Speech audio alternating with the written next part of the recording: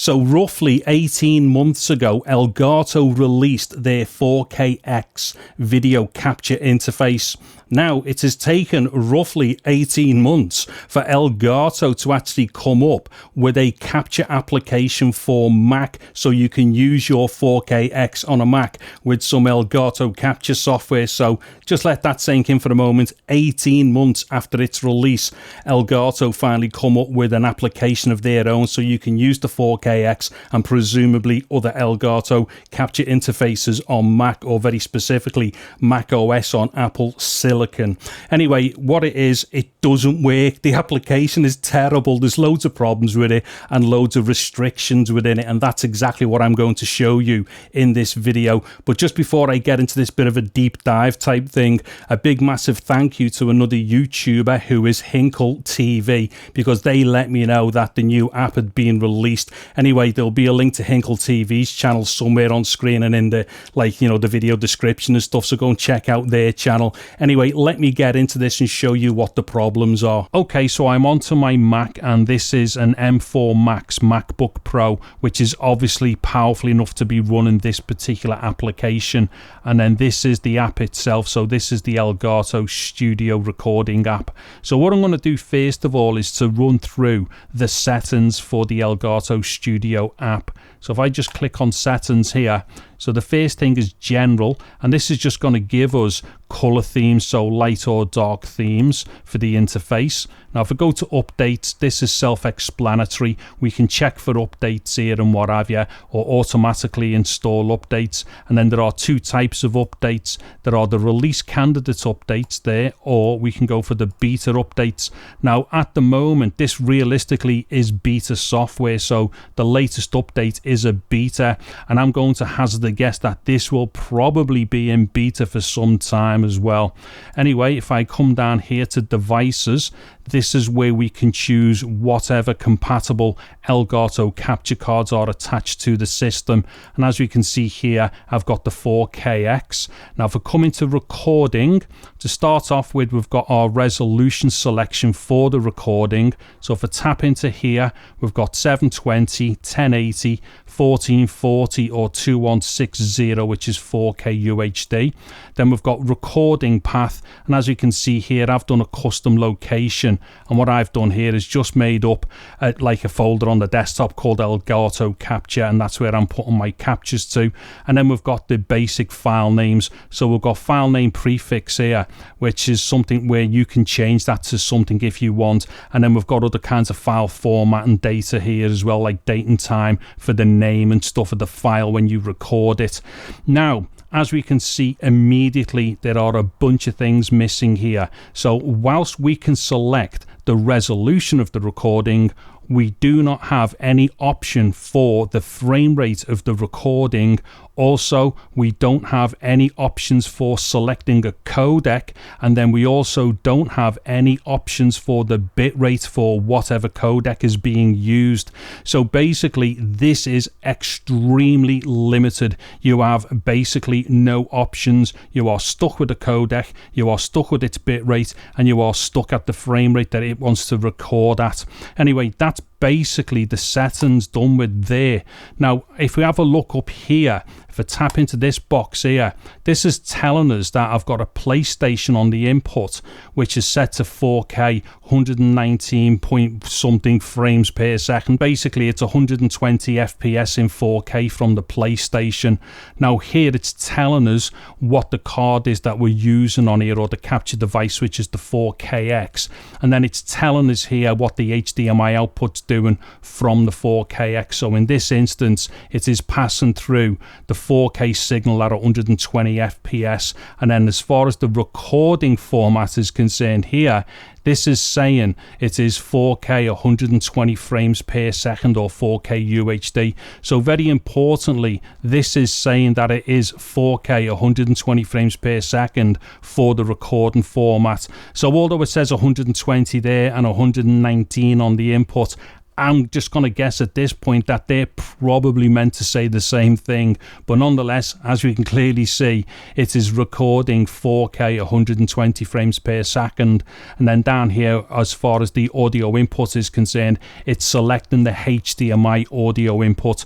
Now, just quickly, I can't seem to find where the option is to change the audio source. So whether that's going to be HDMI input from the HDMI signal coming in, or whether or not you want to say choose a microphone plugged into the front, for instance, or something as a line level input on the front of the 4KX. But to be clear, you do not have any options to record HDMI audio and say microphone audio as separate tracks. It can only be one or the other. But unfortunately right now I can't work out where that option is to change the audio source. Anyway, that's all the basic settings there. So what I'm now going to do is just to quickly flash through this until I get into a game of Call of Duty Warzone on my PS5. Okay, so this game is about to start. So what I'm going to do here is just hit record on the interface here for the Elgato Studio application. So that's definitely recording now. Now what I'm going to do here, just so that I don't spoil the game for anybody else playing, I'm going to play right the way through this game. However, what I'm going to do now is just fast forward through this particular gameplay. Then I will come back at the end once I've actually recorded the gameplay. Okay, so we lost that game there, but what I'm going to do is to just stop the recording there. Now if I go to the Elgato capture folder, there is the recording that I've just done. So let me just play this a bit. Let me just go into it here. So I'll just press play. And as we can see, that is a total mess. So it obviously hasn't recorded the frame rate properly. So like I say, that is a complete and utter mess. Now if I stop that playing, now if I just quickly open up DaVinci Resolve, because this will give us an idea of, like, you know, some of the parameters for the recording here. So let me just go to the bin and I will import that last clip. So let's see, desktop, Elgato capture, and there's the last clip. So let me just open that up. I'll change the frame rate so it matches the media. So let me just pop this into the timeline a sec. Now if I just select the media there, and then if I go to the inspector, as you can see here, it says H.264 high level 5.1, and it is only 60 frames per second, and it is actually at 4K UHD. Now don't forget, it was saying that it was recording 4K 120, but the other thing is here, as we can see, it is only using H.264 for the recording. Not that that's going to mean anything as far as the frame rate is concerned or the problems that we've got, but as we can clearly see there, it hasn't actually recorded what it said it was doing. Now if I just zoom into the timeline a little bit here, let me just play some of this, and we're going to see this go all like stuttery again in the timeline for DaVinci Resolve. Use your tac map to hunt down the rest of them. Okay, so as we can clearly see there, that is a total mess. Now what I'm going to do here is just do some frame advancing with inside the Resolve timeline here. So you should be able to hear me tap on the nudge keys. So I'm just going to tap on the arrow keys to nudge through. So you can clearly hear there, I've just tapped, what, 3 or 4 times, and it didn't change the frame. So let me just carry on doing this.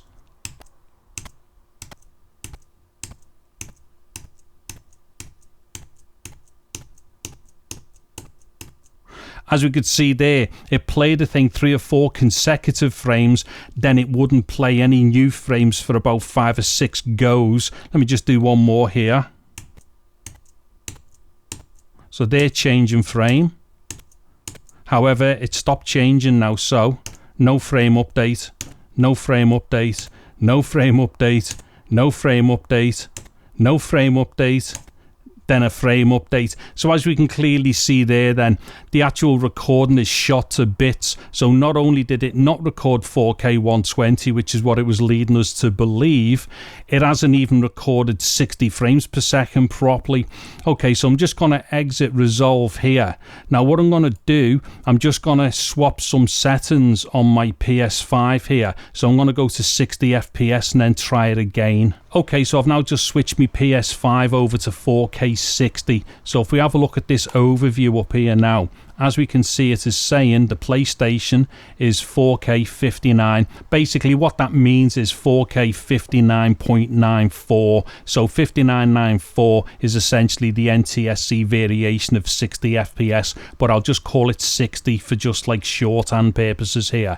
Now if we have a look here, once again it is saying it is the 4KX, and it's still saying 4K 144. So basically I think this is just saying that it can go up to 144, but importantly here now it is saying the recording format is 4K60 or 4K 59.94, and then also the HDMI output is passing through 4K 59.94 or 4K 60. Okay, so what I'm going to do now is just to get into a game here. In fact, the game, what I will do, I will just speed up through this until I hit into a game and then do some recording from there. Okay, so this game's about to start, so let me just start recording the game. Now what I'm going to do here, I'm not going to play an entire game or anything. I'll just play enough of this just so that we've got some recording to look back at. So like I say, I'll just go through this bit now in real time, and then I will just play through a little bit of game. The only thing that I want to do here is just to test, like, you know, the temporal resolution, as in the frame rate for the recording. Now the other thing that's worth bearing in mind here as well, I've got massive packet losses going on here, so although my latency isn't so bad, the packet losses are terrible and I'm getting loads of glitching going on. However, that glitching, it definitely is not something that we would see as frames missing all over the place within the recording. Okay, so what I'm going to do here is just go running up the hill bit or up the road here. Again, this is just to give us an idea of like motion, and we should be able to see on playback that this is going to be relatively smooth, or at least it should be around 60 FPS. Now I say around 60 FPS because I still don't know whether this will record even 60 FPS properly if we are inputting 60 FPS. Okay, I'm going to get shot there. Okay, well, so far there, that will definitely be enough for us to work out what's going on. So let me just mute that audio there for the recording, and then I'll just hit stop. What it is, I'm muting the recording there for the audio because it's going to play in the background if I don't. Okay, so I've just recorded a file there. Now let me just, in fact, actually, before I exit the app, let me just quickly refresh ourselves here. So we're definitely at 4K 60 for the PlayStation, and the recording was 4K 60, and the pass-through was 4K 60. So let me just exit the app there. Let me exit that. Now, if I just go to the last recording here, this should play okay now. So let me just play this through.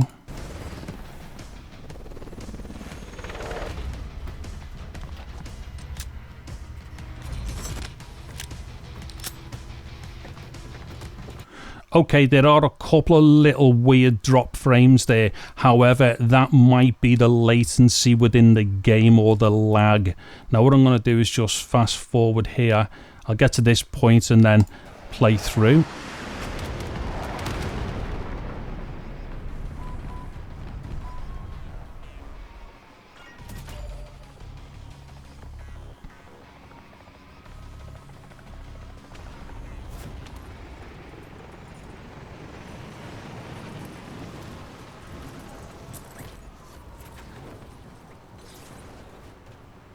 Enemy soldier incoming.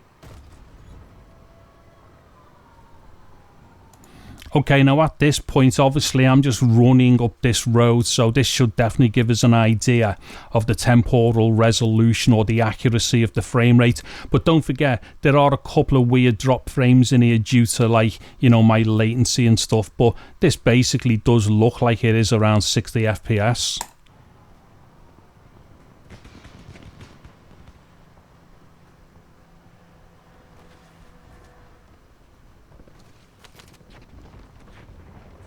Okay, so I'm going to say that that probably recorded properly. Now, I say probably because I cannot guarantee that it is recording a proper solid 60 FPS.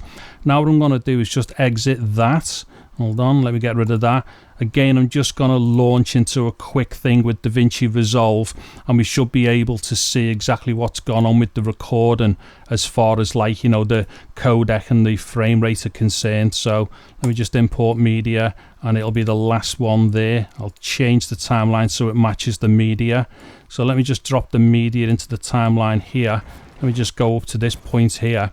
Now, if I just have a look at the inspector, as we will see here, it's H.264 again, and it is high level 5.1. So once again, it's using H.264. It's not even using H.265. Not that we have any options for the codec, but it's saying here that the frame rate is 60 FPS. Now, we could clearly see that it was saying 59.94 as far as the input and the recording and the pass-through were concerned. So it's actually not even recording what it says it was doing. Now, unfortunately, if you are recording 59.94 at 60, you can and will have weird issues with drop frames every now and then. So that is not going to be entirely accurate.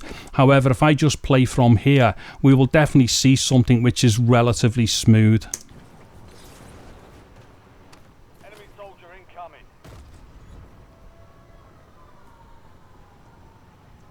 In fact, let me just go back a little bit and I'll go full screen with that. Hold on. Enemy soldier incoming.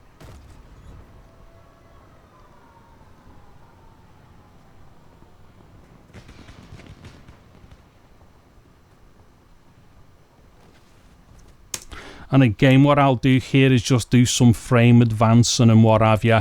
And what we're going to see here is that every time I do a frame advance, we should see most of the time that it will update to a new frame. So there's a frame update, frame update, frame update, frame update, frame update, frame update. And I'll just go through a bit faster.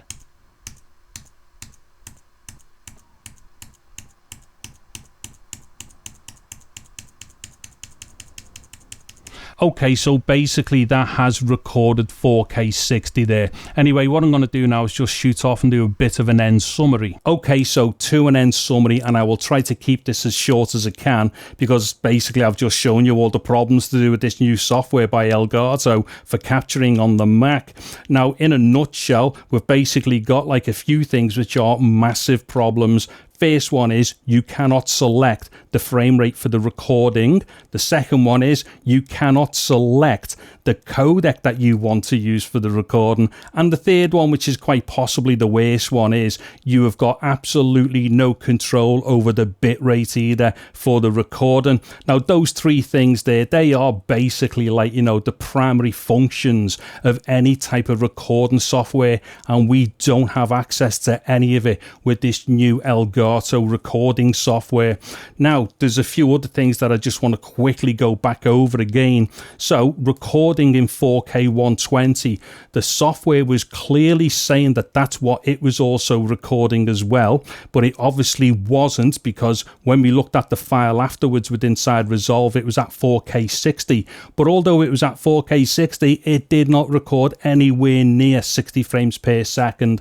And at one point, I think when I was stepping through, I think maybe there was like 8 frames which were identical. So, you know, you could see it was a total mess. It's absolutely useless. You couldn't use those recordings for anything whatsoever. Now, of course, when I switched over to 4K 60, it did record the 4K 60, and it all seemed to be really good as well. So as far as 4K 60 is concerned, that's great. However, the problem is, who buys an Elgato 4K X to record 4K 60 and pass through 4K 60 to their gaming monitor? One of the main reasons why you would buy a 4K X is because it is HDMI 2.1 compatible, which basically means you buy one of these because you want to be playing at maybe 120 FPS or 144 FPS to your gaming monitor, but then record at, say, 60. So the main reason why you would buy a 4K X over most nearly every other video capture card is absolutely made redundant and useless with their own software on Mac. Anyway, you know, there's a bunch of other things I could go on about here, but it's just not worth me time getting into it, because once again, I do not know how many people are into these things, or if anybody even cares about Elgato's piss poor performance on Mac. You know what I mean? As far as I'm concerned, they treat us Mac users as a bunch of friggin' idiots and stuff, and like, you know, yeah, I'm not even going to get into it. I've done all this in the past, and it's just a another joke. Anyways, I'm going to cut myself right off there because I can feel exactly where this conversation's going to go if I carry on. If you found this video useful, insightful, or whatever, please do give it a thumbs up, and a sub to the channel would be absolutely awesome. I'm David Hardy. Thank you very much for watching this video. Take care and goodbye now.